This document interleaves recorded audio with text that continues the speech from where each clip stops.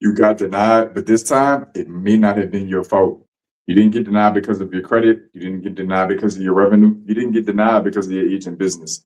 You may have been denied because of the economic environment we're in and the monetary policy. In this video, I want to give you a better breakdown when you're going for funding, some of the factors that are at play in underwriting that may not have anything to directly do with you or your business. It's important to be aware of them because timing is everything. And when you apply and the circumstances around when you apply can make the difference of getting approved and getting the capital you need for your business or getting denied because you didn't go about it the right way or didn't have the best timing when you went to apply.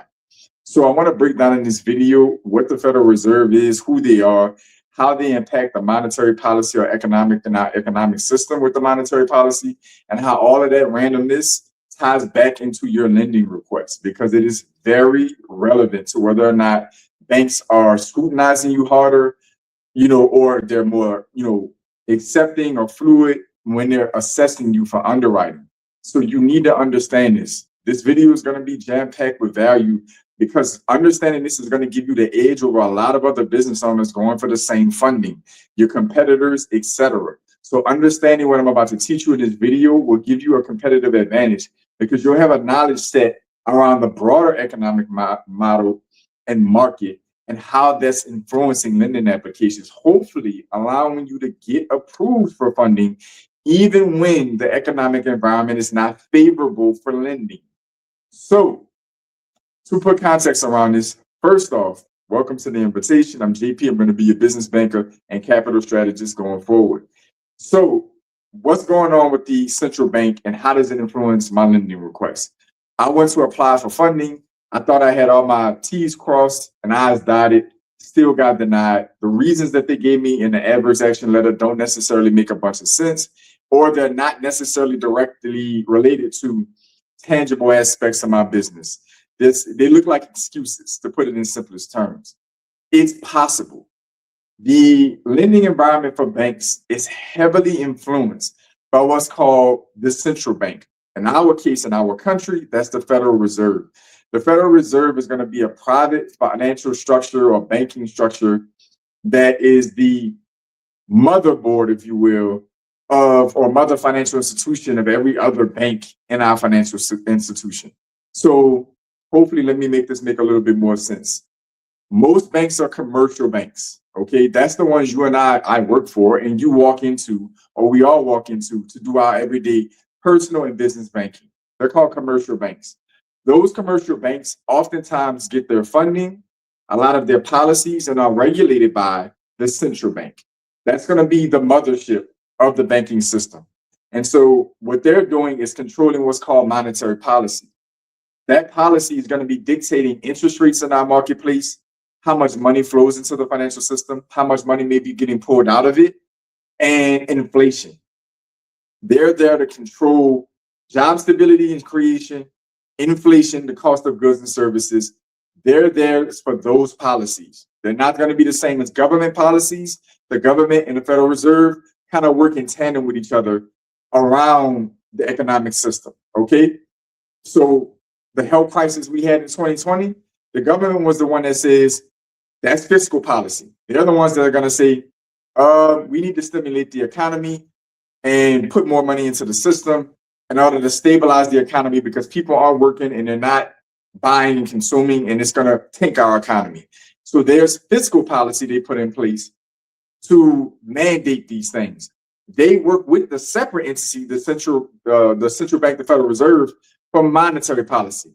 Monetary policy is where they say, okay, we're going to actually be the entity that puts that money in the system, that may lower interest rates to make borrowing, cheaper and to put more money in the system. So more people get access to loans and access to capital to buy and spend.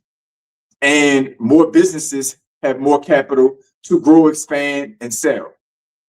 That's kind of a quick landscape of how that works. How does this go back to your lending request? The Federal Reserve, again, dictates monetary policy through interest rates, and they dictate it through whether or not they want more money in the system or they don't want more money in the system. Because what ends up happening, depending on how much money is in the system, that can influence the cost of goods and services, what we're paying for. So if there's too much money in the system going in too fast, then the things that we buy on a daily basis could become more expensive because there's more money chasing those same amounts of goods and services. It's the same 10 bottles of water on the shelf. But instead of having, 10 people to go in there and buy it with the same $1 per bottle, you may have those 10 people going in there and they have more money in their hands to spend on the same 10 bottles. So that's going to naturally inflate the cost of those bottles because there's more people, maybe there's more people or more money trying to get the same 10 bottles. Hopefully that makes sense. Comment down below. The same thing can go the other way around. There might not be enough money flowing in the system. The health crisis. Nobody was working. Nobody was buying anything. Nobody was spending anything. Nobody was driving anywhere. That dropped economic activity off a cliff.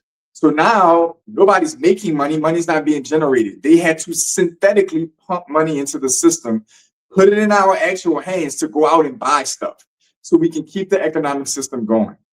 All of this goes back to your lending requests because what ends up happening is you go to apply for a loan.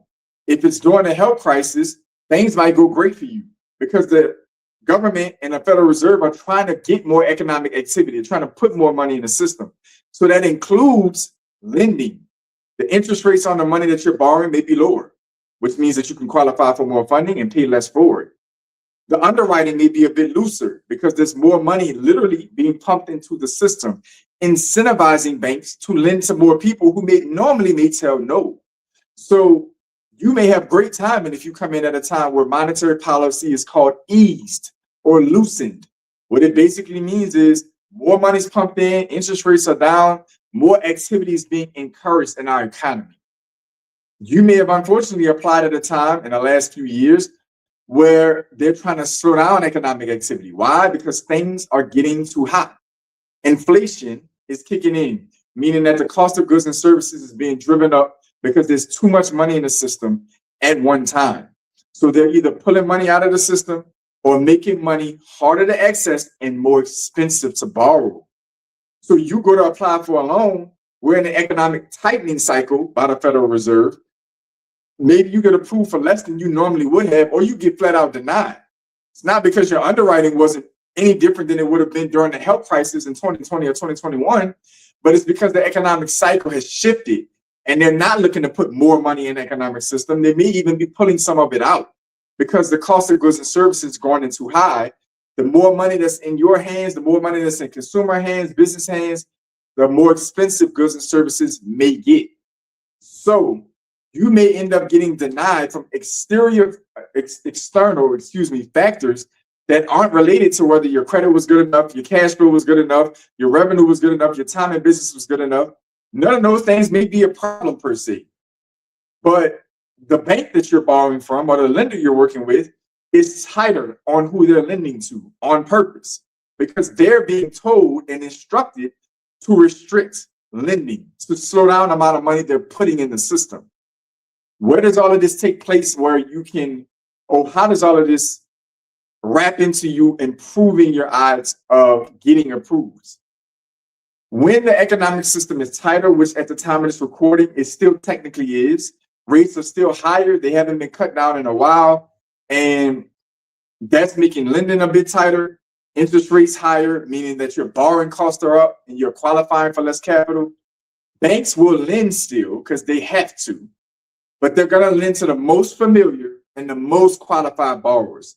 Their underwriting will be tighter. You have to be closer to perfect to qualify in order to position yourself for that so you can have that distinct advantage over your competitors and other businesses out there who are trying to get capital and get, to the same customers and clients you're trying to get to.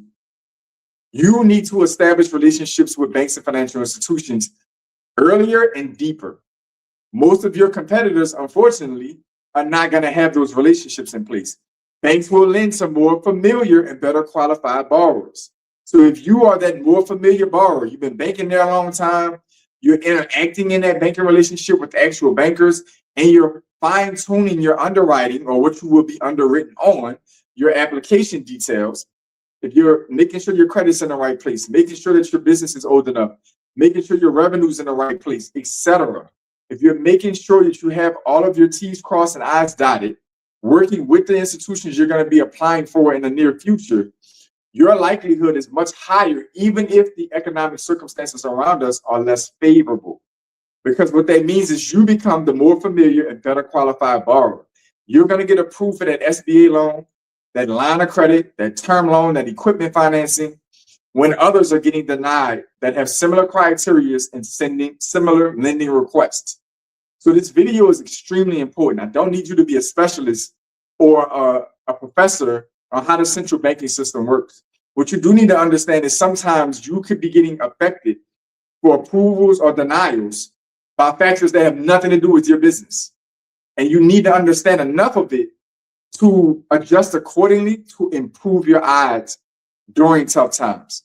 So comment timing down below and let me know you stuck through on this relatively short but value-packed video. So I know you understand that the timing of applying and the position you have yourself in will greatly dictate your success rate when you apply. Comment timing down below. Like, comment, share, subscribe. Support the channel so the channel can continue to pour into and reinvest back into you. Get in the About section and description section to learn more about my professional background, as well as my book, The Invitation, that this channel is based off of. Bridging banks, credit, and capital so you can get better relationships with financial institutions, to get access to the resources and the approvals that you need to fund and support and scale your business to achieve the financial legacy that you had envisioned when you started your business. So get in the About section and in the description section down below so you can tap into those resources and learn more of who you're getting this great content from. Other than that, I want each and every one of you to stay focused, stay in motion, and I'll see y'all soon.